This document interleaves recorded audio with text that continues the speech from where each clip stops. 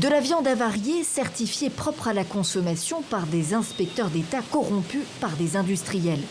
Voilà 10 jours maintenant que le scandale a éclaté au Brésil. Les chiffres sont éloquents, une chute de près de 20% des exportations de viande brésilienne. C'est un coup terrible pour le premier exportateur mondial de viande qui en tire sa 3e source de devises. Les autorités cherchent à rétablir la confiance. C'est même la priorité absolue du ministre de l'Agriculture. Nous avons démontré très clairement qu'il n'y avait pas d'enquête sur des problèmes sanitaires.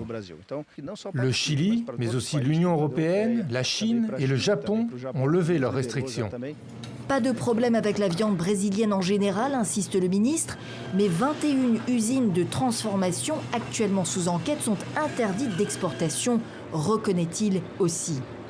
Pour sa part, l'Union européenne, qui a partiellement levé ses restrictions sur les importations de viande brésilienne, fait savoir que tous les lots provenant des établissements concernés seront renvoyés au Brésil. Et elle demande des garanties. Je m'attends à ce que les autorités comprennent que c'est à elles d'agir le plus vite possible pour restaurer la confiance dans le système officiel de contrôle.